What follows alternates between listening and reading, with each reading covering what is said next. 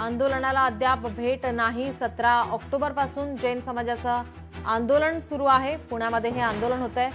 जैन मुनींनी अजित पवारांना आंदोलनाला भेट देण्याचं आवाहन केलं होतं। मुरलीधर मोहोळ यांनी भेट घेतल्यावर आता पुण्याचे पालकमंत्री अजित पवार जैन बांधवांना कधी भेटणार असा सवाल उपस्थित केला जातोय।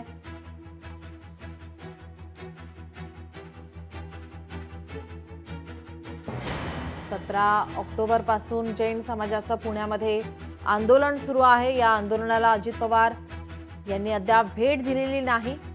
जैन मुनींनी अजित पवारांना आंदोलनाला भेट देण्याचं आवाहन केलं होतं। मुरलीधर मोहोळ यांनी भेट घेतल्यावर आता पुण्याचे पालकमंत्री अजित पवार जैन बांधवांना कधी भेटणार असा सवाल उपस्थित केला जातोय।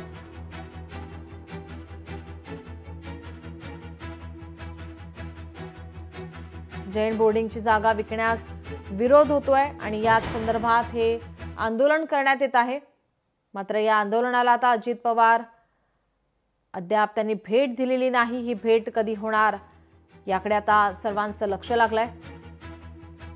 आपले प्रतिनिधी चंद्रशेखर भांगे आपल्या सोबत जोडलेले आहेत। चंद्रशेखर, आपण पाहतोय जैन बोर्डिंग जमीन व्यवहार प्रकरणी आरोप प्रत्यारोपाच्या फेऱ्या झडलेल्या पाहायला मिळतात। आंदोलन केलं जातंय। अजित पवार या आंदोलनाला भेट देणार की नाही या संदर्भात आता चर्चा रंगू लागल्या आहेत।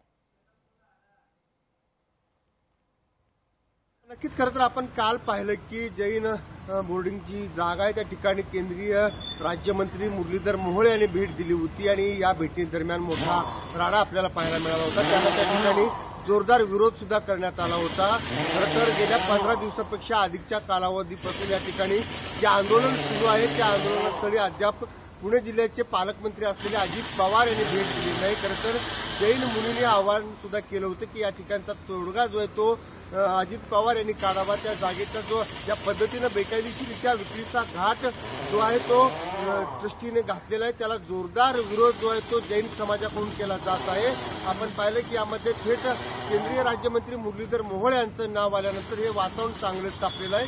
गेल्या 15 दिवसांपासून शहरामध्ये आपण पाहिलं की आरोप प्रत्यारोप सुरू आहेत, परंतु शहराचे आणि जिल्ह्याचे जे पालकमंत्री म्हणून ज्यांचं प्रतिनिधित्व करतात अशी अजित पवार मात्र या सगळ्या प्रक्रियेमध्ये कुठेही दिसलेले नाहीत। त्यांनी थेट या ठिकाणी यावं असं आवाहन जैन मुनीने केलं होतं।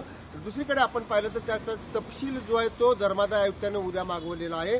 या जागेवरती नेमकं कोण काम करतं, त्या ठिकाणी जैन मंदिर आहे का, क्षेत्रफळ किती आहे, अशा वेगवेगळ्याची जो तपशील आहे तो तपशील उद्या धर्मादाय आयुक्तांकडे जाणार आहे। आणि आज दुपारी सगळ्यात महत्त्वाची बाब म्हणजे आज दुपारी माजी खासदार राजू शेट्टी यांच्या नेतृत्वाखाली एक बैठक जी आहे ती जैन मंदिर या ठिकाणी होणार आहे। या बैठकीमध्ये पुढील आंदोलनाची जी दिशा आहे ती ठरवली जाणार आहे। आपण पाहिलं की या बैठकीसाठी राज्यभरातून अनेक जैन समाजाच्या विविध संघटनेचे प्रतिनिधी जे आहेत ते उपस्थित असणार आहेत। एकंदरीत जैन ट्रस्ट जी आहे ज्या पद्धतीनं या विश्वस्तांनी विश्वासघात केला असा आरोप थेट या विश्वस्तावरतीच जैन समाजाच्या धर्मगुरूंनी केला होता। त्यानंतर समाजामध्ये संतापाची लाट उसळलेली आहे आणि या आजच्या बैठकीला फार महत्त्व जे आहे ते नीलम या ठिकाणी आलेलं आहे। नक्कीच आजच्या या बैठकीकडे आपलं लक्ष असेलच। राजू शेट्टी यांनी ही बैठक बोलावलेली आहे। मात्र पालकमंत्री म्हणून अजित पवार हे या आंदोलनाला भेट देणार की नाही याकडे मात्र सर्वांचं लक्ष लागलेलं आहे। नक्कीच खरं तर अशा या सगळ्या वादग्रस्त विषयामध्ये अजित पवार यांनी लक्ष घालावं असं थेट आव्हान जैन समाजाच्या ऋषीमुनीने केलं होतं, धर्मगुरूंनी केलं होतं। परंतु अजित पवार मात्र या सगळ्या प्रक्रिये किंवा या सगळ्या घटनेकडे अद्याप फिरकलेले नाहीत।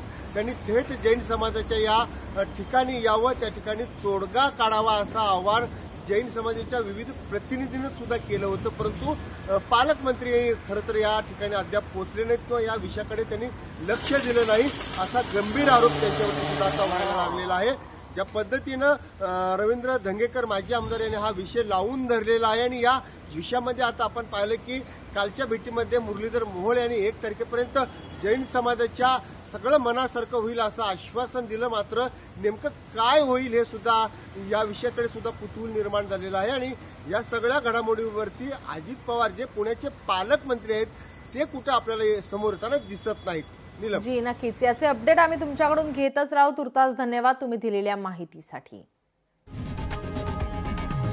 लोकशाही मराठी ऐका, पहा, जागरूक रहा।